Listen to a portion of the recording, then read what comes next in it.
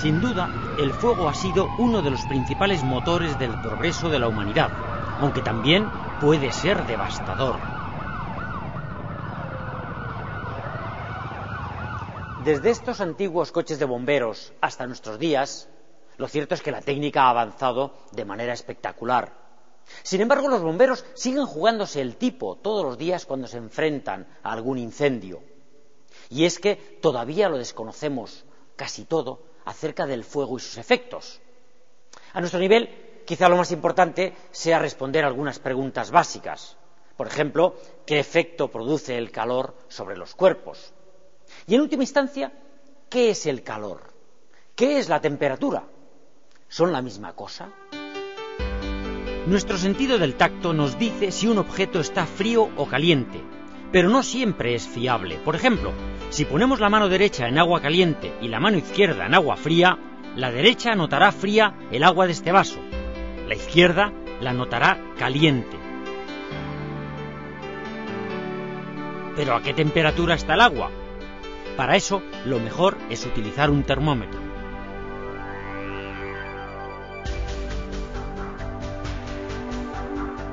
Este termómetro está graduado en grados Celsius, en honor a este físico sueco del siglo XVIII. Los termómetros más prácticos no llevan mercurio, sino dos cables soldados de diferentes metales. Al calentar la unión se genera corriente eléctrica, que se mide con un amperímetro. Cuanto mayor sea la corriente, mayor es la temperatura. ¿Pero qué es la temperatura? Echemos un vistazo al interior de la materia. La temperatura de cualquier sustancia, como este gas, está relacionada con el movimiento de las partículas. Cuanto mayor es la temperatura, mayor es su energía cinética media y más volumen ocupan.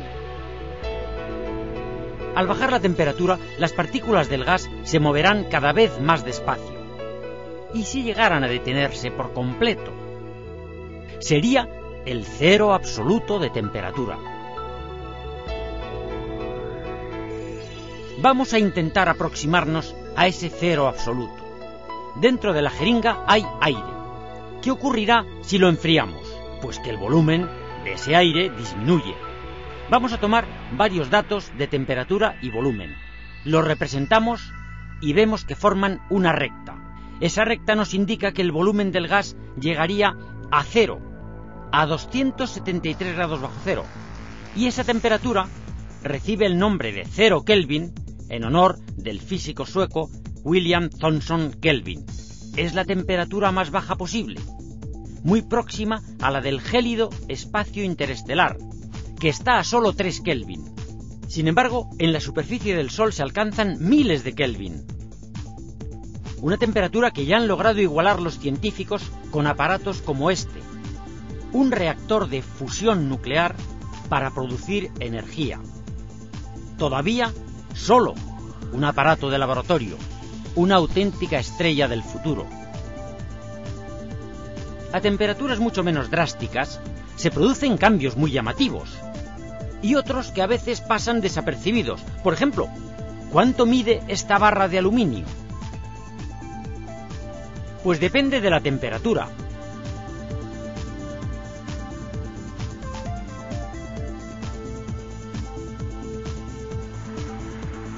Al calentar, los átomos de aluminio vibran más y se separan, y por eso se dilata la barra.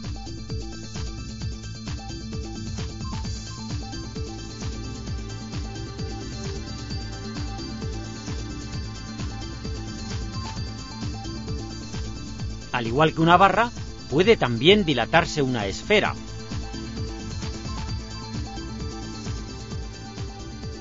Vemos que ahora no pasa por el aro. La dilatación puede crear problemas, por eso hay que dejar estas separaciones, para permitir los cambios de longitud.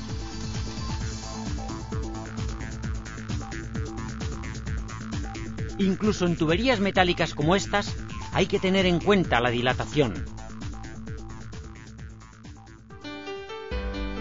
¿Pero qué ocurre cuando objetos a diferente temperatura se ponen en contacto? Mercedes guarda en esta bolsa isotérmica una tartera caliente y unos refrescos muy fríos. ¿Qué va a ocurrir?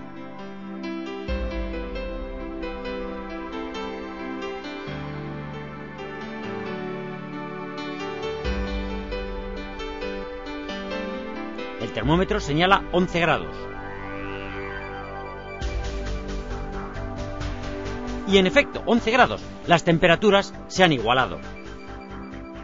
Cuando dos objetos se ponen en contacto, se produce un intercambio de energía que va desde el más caliente hacia el más frío, hasta que ambos quedan a la misma temperatura. Este intercambio de energía se llama calor. El calor es la forma en que la energía pasa desde un objeto caliente, como la tartera, a otro frío, como el bote. Pero ojo, los cuerpos no tienen calor, tienen energía interna. Solemos usar la expresión propagación del calor para referirnos a este intercambio de energía que, por cierto, se produce principalmente por conducción. ¿Dónde se conservará mejor el cubito de hielo? ¿Sobre el metal o sobre el porespán? Pues vaya sorpresa, el metal conduce tan bien el calor que el hielo se funde enseguida. ¿Pero por qué entonces el metal parece frío al tacto? Precisamente porque es un buen conductor. El metal absorbe rápidamente energía de nuestro cuerpo, que está caliente a unos 36 grados, y por eso sentimos frío. Lo mismo ocurre con el porespán, pero conduce tan mal que apenas lo notamos, por eso nos parece casi caliente. Los malos conductores del calor, como el porespán o la lana, nos parecen calientes, pero ojo, no dan calor, no contienen calor, simplemente conservan la temperatura de los cuerpos. Tanto si se trata de algo frío, como el hielo, o de algo caliente, como nuestro cuerpo. Otro procedimiento de propagación del calor es la convección, que se presenta en líquidos y en gases. El aire caliente es menos denso y se eleva, por eso gira esta espiral. Pero también puede propagarse el calor a través del vacío, por radiación. Así es como nos llega la energía del Sol. Esto es un horno solar, situado en el foco de un gran espejo parabólico. Los rayos se reflejan en el espejo. Se concentran en el foco, sobre esta placa de acero de más de 1 centímetro de grosor. Al concentrarse los rayos en la placa, hacen que su temperatura alcance hasta 2000 grados. Por increíble que parezca, la placa comienza a fundirse. La radiación solar ha podido más que la gruesa placa de acero.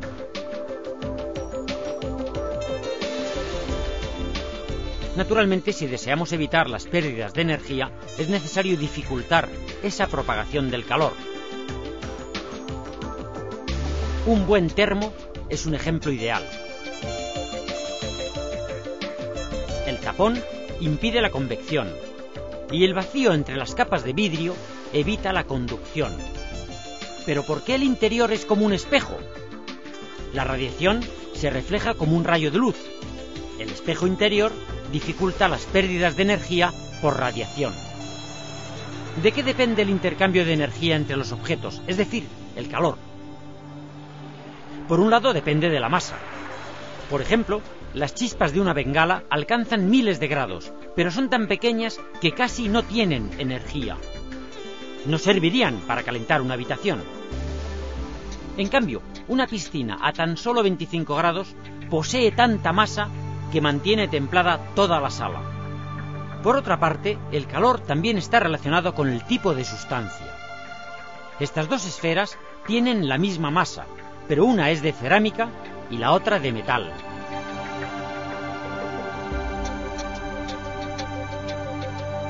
Si las calentamos a la misma temperatura, ¿fundirán la misma cantidad de hielo?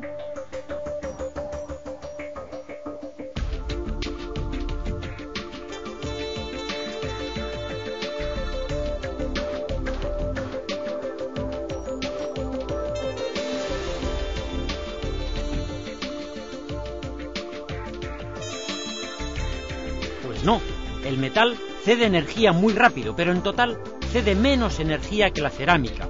Por eso funde menos hielo. Decimos entonces que su calor específico es menor.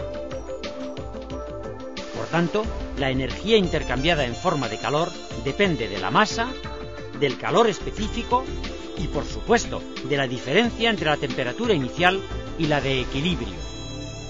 Cuanto mayor sea esta diferencia, mayor será el calor. Parece que siempre que un cuerpo recibe energía en forma de calor, aumenta la temperatura. Pues no siempre ocurre así. Mientras queda hielo, la temperatura no pasa de 0 grados. Y la temperatura del agua hirviendo se mantiene a 100 grados aunque subamos la temperatura de la placa. Y es que ahora toda la energía absorbida se emplea en cambiar de estado.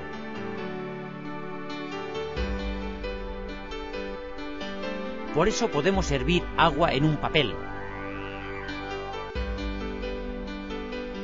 Para que arda el papel hay que superar los 200 grados, pero mientras queda agua, la temperatura no puede pasar de 100 grados.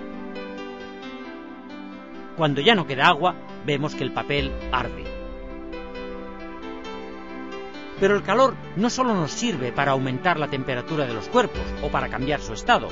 ¿Se podrá aprovechar para producir energía mecánica? Pues claro que sí, y ya se le ocurrió a un griego ingenioso, Herón, que diseñó una máquina como esta. La heredera de esta idea es la máquina de vapor.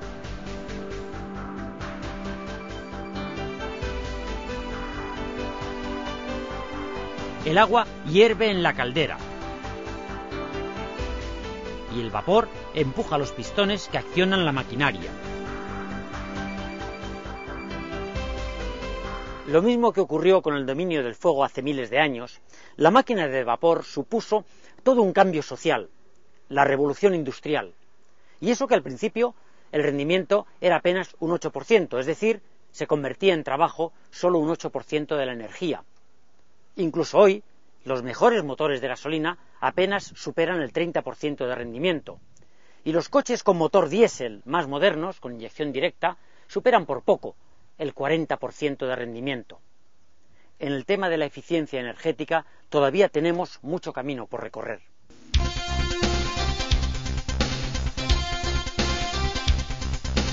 La temperatura de cualquier sustancia está relacionada con el movimiento de las partículas. Cuanto mayor es la temperatura, mayor es su energía cinética media.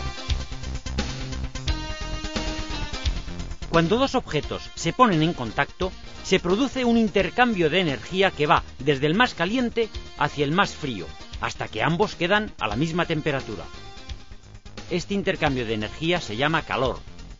La energía intercambiada en forma de calor depende de la masa, del calor específico y de la diferencia entre la temperatura inicial y la de equilibrio. El calor provoca dilataciones, cambios de temperatura o cambios de estado. Además, se puede aprovechar para producir energía mecánica, aunque el rendimiento es todavía muy bajo.